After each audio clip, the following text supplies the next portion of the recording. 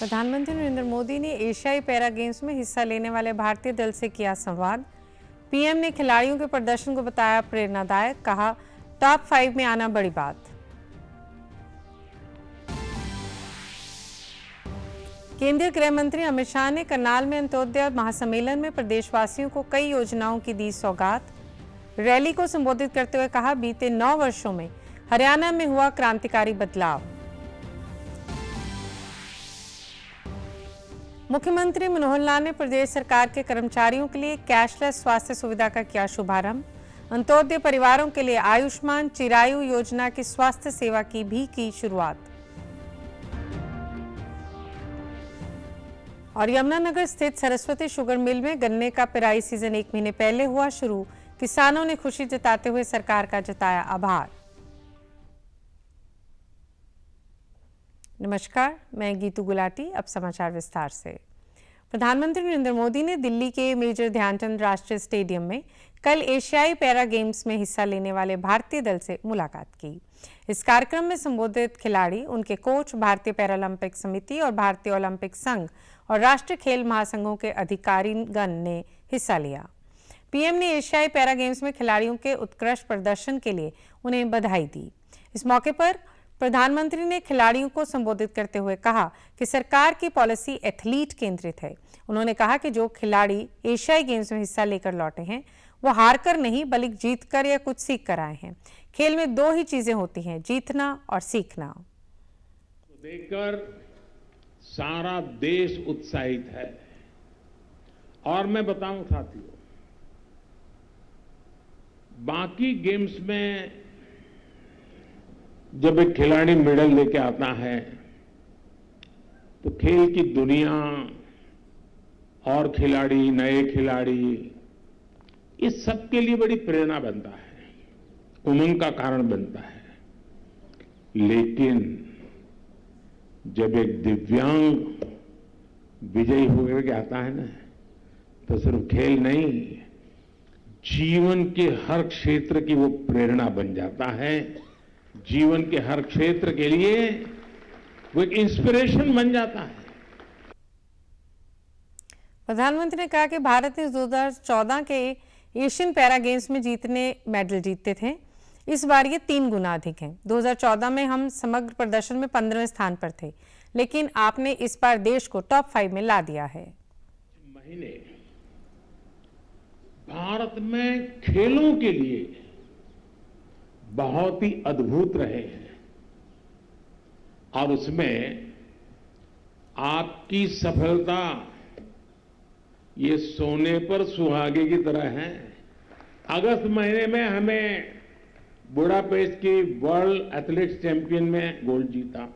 भारत की badminton men's double team ने Asian Games में अपना पहला गोल्ड जीता।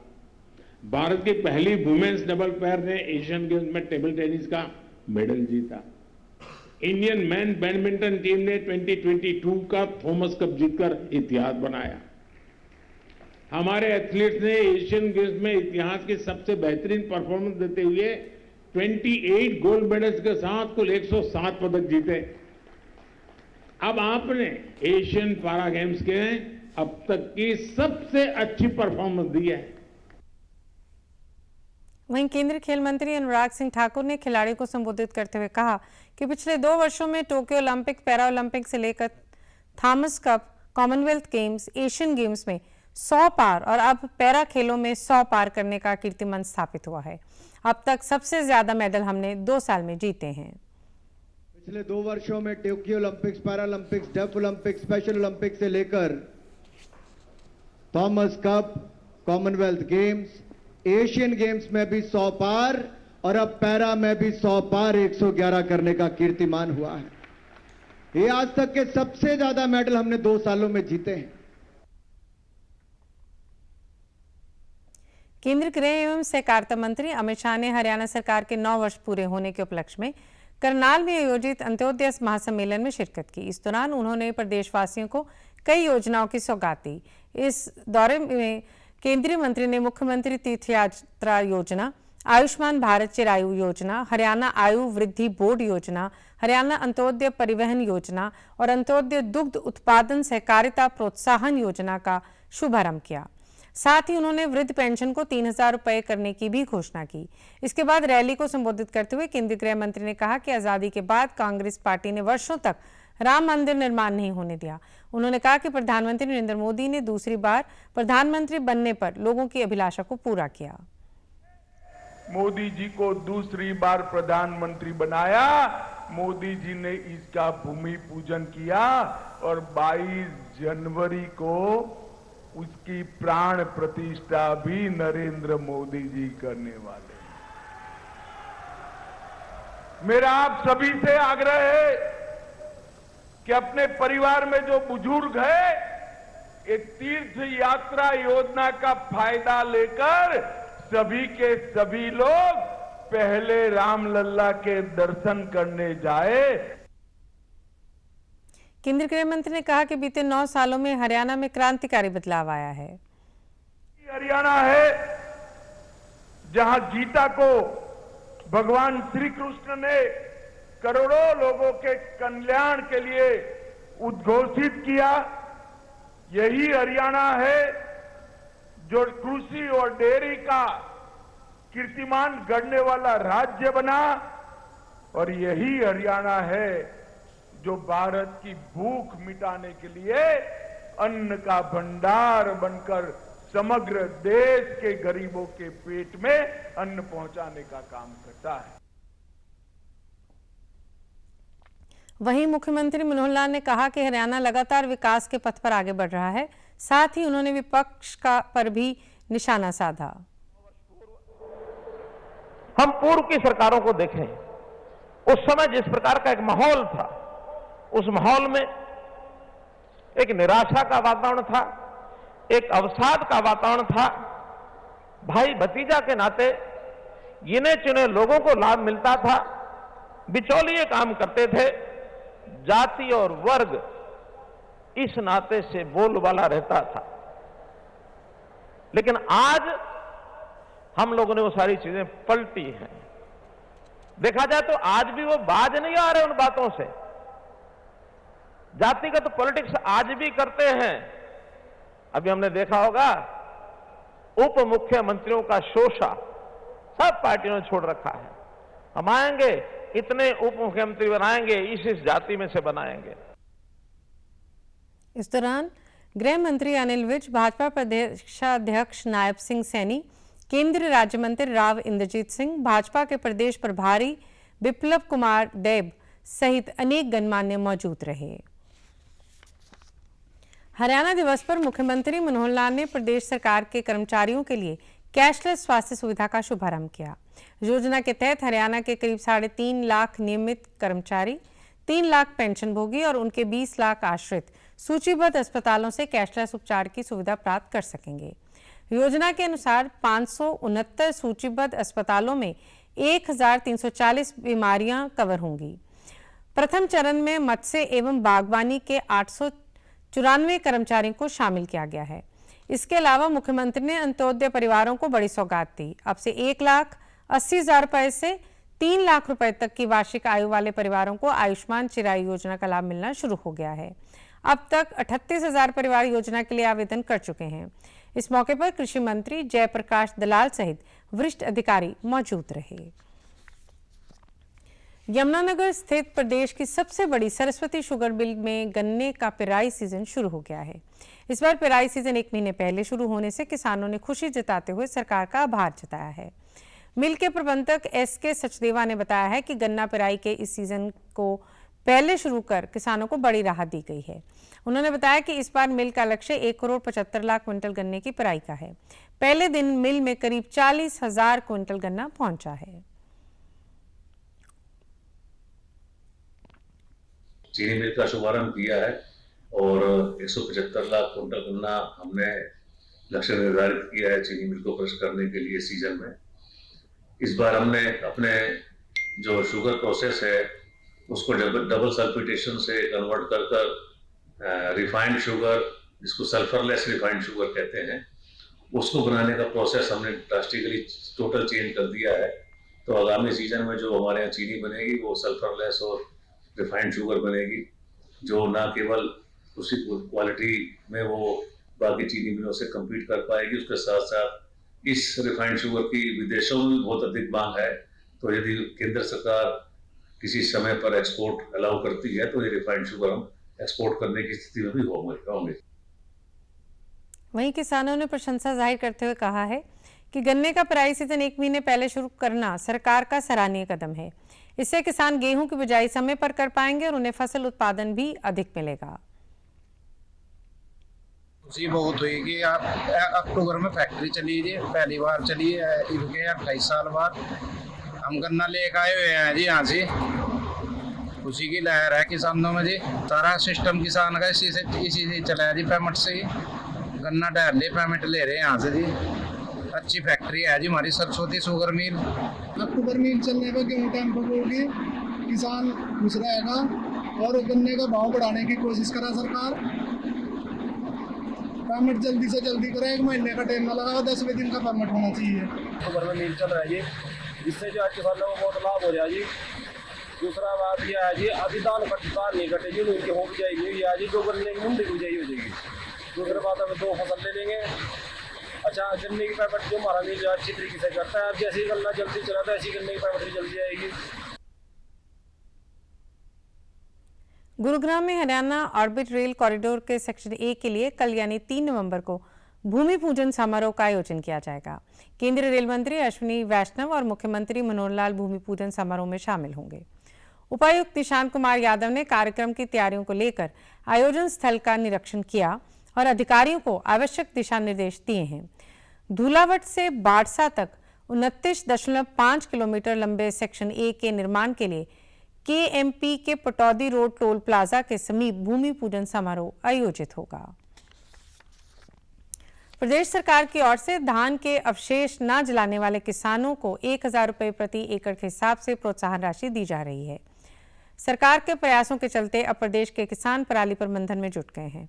अब वे पराली को जलाने के बजाय उसे बेचकर 4000 रुपये से 6000 रुपये प्रति एकड़ की कमाई कर रहे हैं। रोहतक जिले के किसानों ने बताया है कि अब पराली उनके कमाई का जरिया बन गई है। पराली को एकत्रित कर उसे बेच दिया जाता है या फिर पशुओं के लिए चारा बनाया जाता है। धान की पराली प्रति एकड़ 6000 रुपये में बिक रही है। अब किसान जागरूक हो गया है। वहीं महिला किसान फूलपति ने कहा कि पराली को भैंसों के चारे के तौर पर इस्तेमाल किया जाता है। पराली बेचने से उन्हें अच्छे दाम मिल रहे हैं, तो फिर जलाने का कोई फायदा नहीं है। खरीदार भी खेत में आकर ही पराली लेकर जा रहे हैं।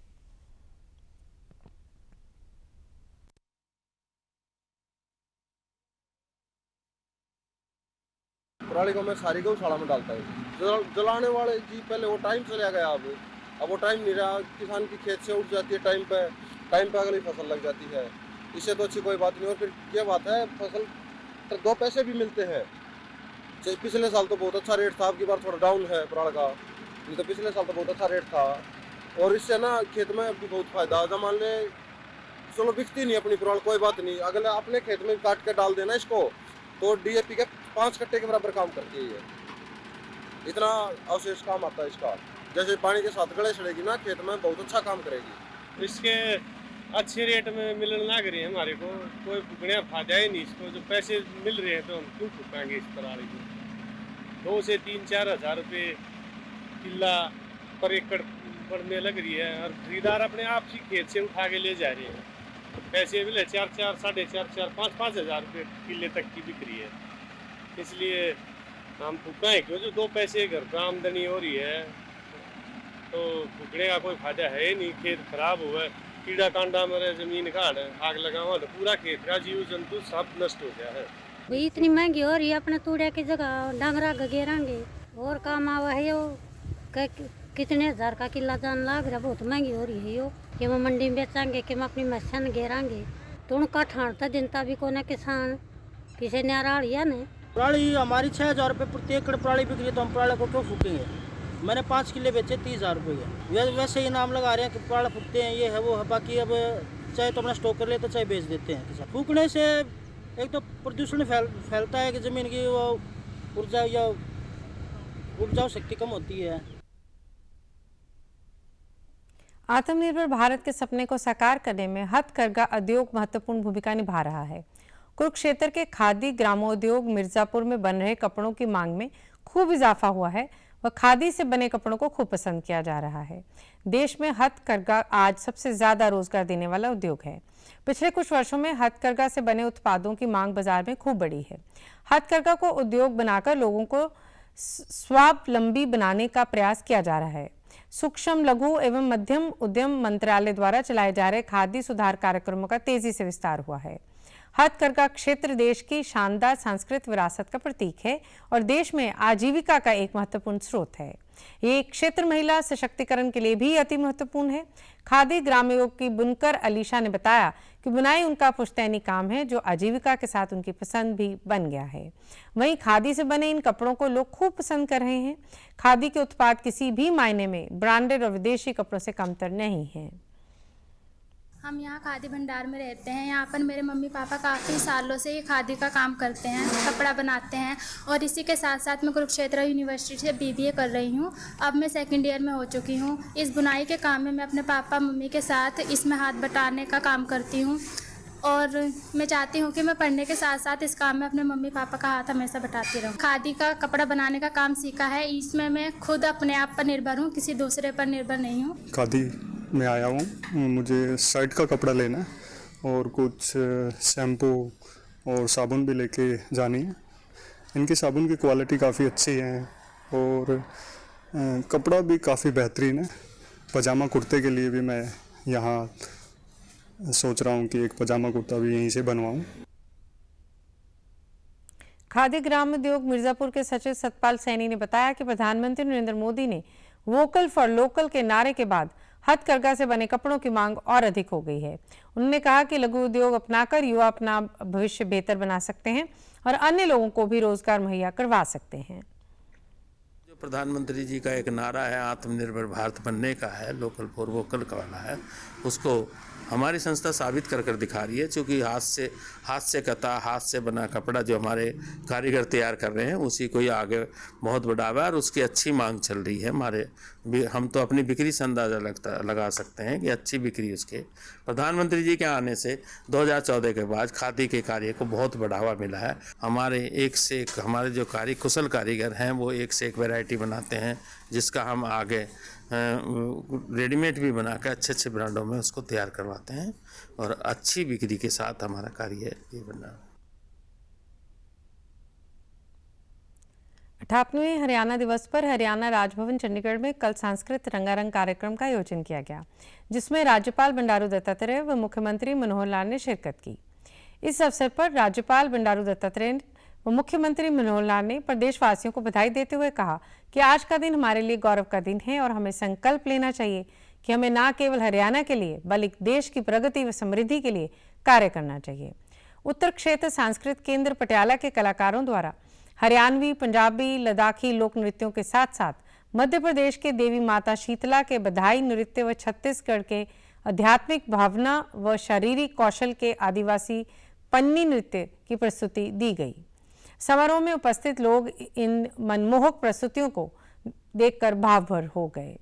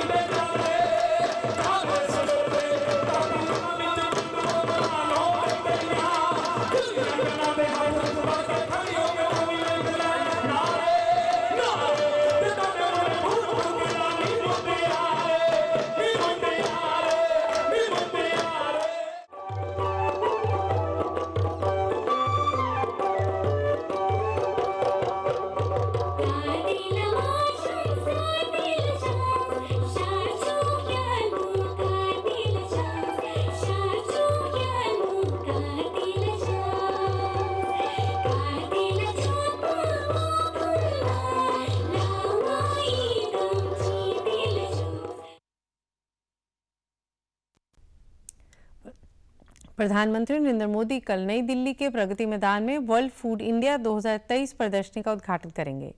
3 दिन के इस कार्यक्रम का आयोजन खाद्य प्रसंस्करण उद्योग मंत्रालय कर रहा है।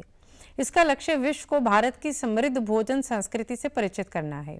मंत्रालय की सचिव अनीता परिवन ने कहा कि 23 राज्यों और कई देशों से करीब 1200 हितभागी अपने उत्पाद इस प्रदर्शनी में प्रदर्शित करेंगे। प्रवर्तन निदेशालय ने आज दिल्ली शराब नीति घोटाले में पूछताछ के लिए दिल्ली के मुख्यमंत्री अरविंद केजरीवाल को बुलाया था, लेकिन केजरीवाल ने ईडी को लिखित जवाब भेजा और पूछा कि किस हैसियत से उन्हें समन भेजा गया है, आम आदमी पार्टी के संयोजक या फिर मुख्यमंत्री के नाते। अरविंद केजरीवाल ने यह भी लिखा है कि नोटिस गैर कानूनी और राजनीति से प्रेरित है। उन्होंने कहा कि वो चुनावी राज्यों में प्रचार के कारण व्यस्त हैं। इस बीच कहा जा रहा है कि वो मध्य प्रदेश में चुनाव प्रचार के लिए निकल गए हैं, यानी आज वो ईडी के सामने पेश नहीं होंगे। शराब घोटाले पर केजरीवाल के रवैये पर सवालिया निशान खड़ा करते हुए भाजपा प्रवक्ता संबित पात्रा ने केजरीवाल पर पूरे मामले में सूत्रधार होने का आरोप लगाया। भाजपा प्रवक्ता ने कहा कि ईडी के समन पर केजरीवाल का पेश न होना उनके डर को दिखाता है।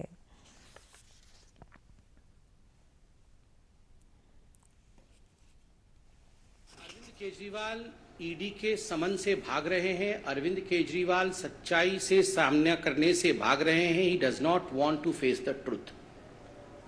जांच से भागना एक तरह से ये एक्सेप्ट करना होता है कि हां मैंने गलती की है। कमिटी के सामने, ईडी के सामने, एजेंसी के सामने पेश नहीं होना ये एक तरह से कहीं ना कहीं डर को दिखाता है, स्वीकृति को दिखाता है कि हां मैंने गलती की है।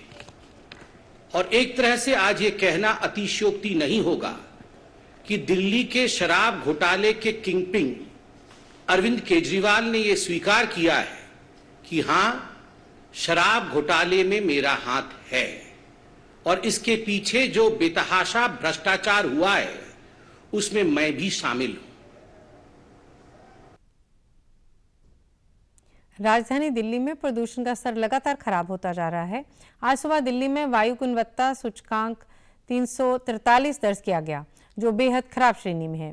प्रदूषण का स्तर इतना खराब हो गया है कि सुबह धुएं की मोटी चादर देखने को मिली। इससे लोगों का अब सांस लेना भी दुर्भर होने लगा है।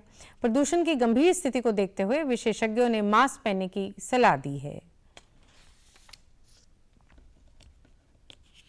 आज मैं पहले के प्रति देखूं तो आज बहुत ज़्यादा स्मॉग है यहाँ पर, और जो रनिंग करने में प्रॉब्लम तो हो ही रही है। जैसे लग रहा है कि धूल एकदम मुंह के अंदर जा रही है। जैसे कि जिनको लंग्स की प्रॉब्लम है, जिनको दमा अस्थमा है, उनके लिए तो बहुत ज़्यादा हानिकारक है ये।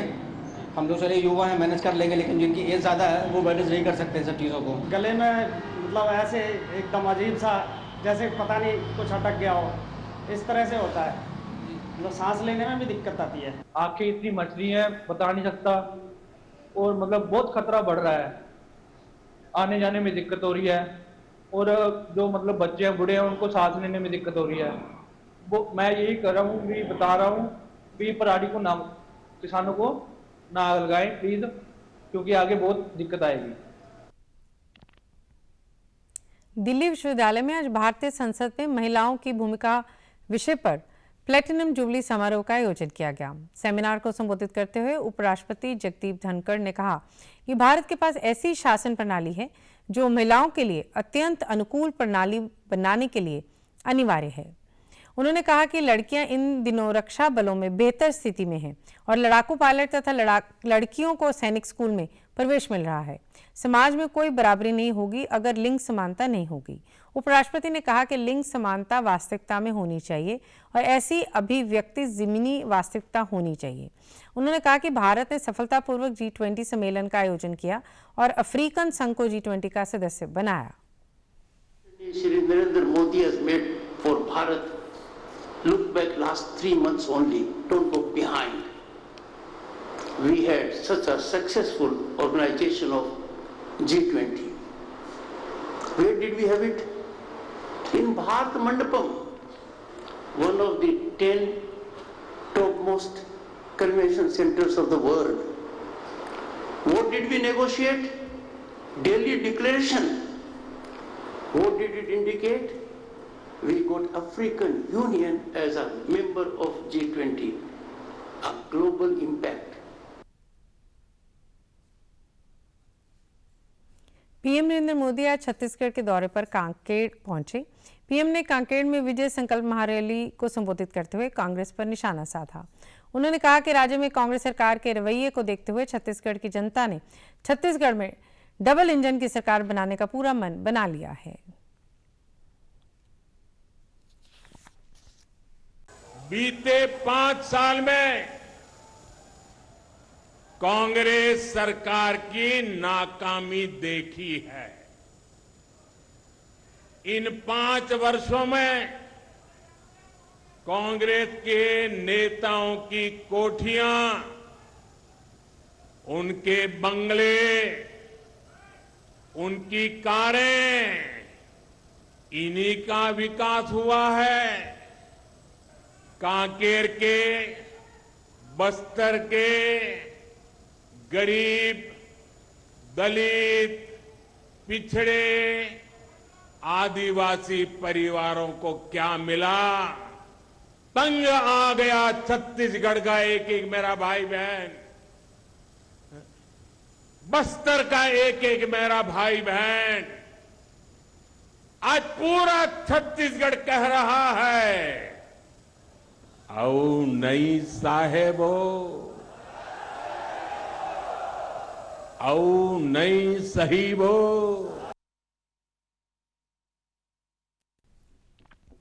गोवा में आयोजित 37वें राष्ट्रीय खेलों में हरियाणा के खिलाड़ियों का दमदार प्रदर्शन लगातार जारी है।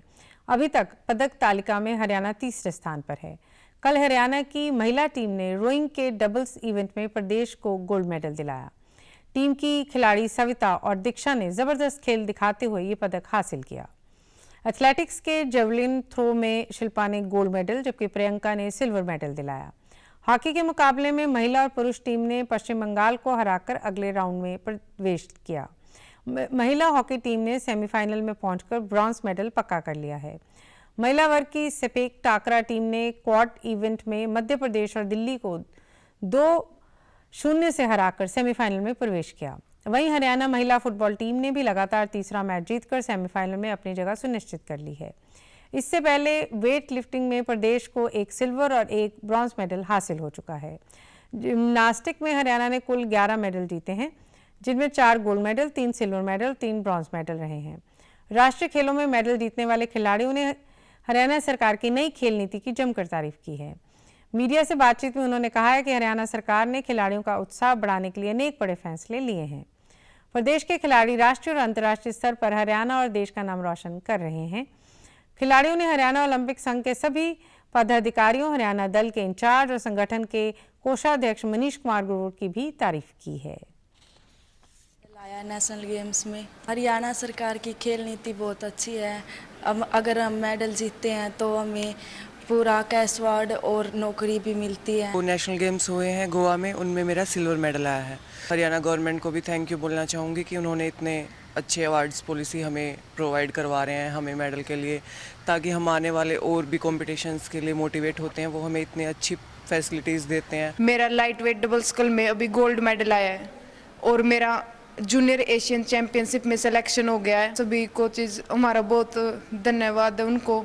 हरियाणा सरकार की खेल नीति बहुत अच्छी है। जैसे कि हम मेडल लेके आते हैं तो हमें जॉब भी मिलती है। हरियाणा की बात है तो हरियाणा गवर्नमेंट में हमेशा से ही मतलब फुल सपोर्ट करती है हमें। और मैं जैसे OSP से ज्वाइन कर रखा है मैंने जूनियर कोच में, तो सारे मतलब जो भी हमारे डिपार्टमेंट वाले सभी मेरे को फुल सपोर्ट भी करते हैं। हरियाणा जाता है दूध दही के लिए, तो अब तक अपने सभी थ्रो में जैसे डिस्कस, शॉट और जेवलिंग 3 थ्रो हुई हैं गर्ल्स की, तीनों में ही हरियाणा के मेडल हैं। अभी हैमर बाकी है और मैं श्योर हूँ कि उसमें भी अपना मेडल आएगा। और डिस्कस में हरियाणा से निधि है जो सेकंड आई है, और शॉट पुट में मनप्रीत कौर, उसका भी सिल्वर मेडल आया है। वो हाल ही में एशियन गेम खेल के आई हैं, अच्छी रैंक आई है उनके एशियन गेम में। समाचारों में आज इतना ही। नमस्कार।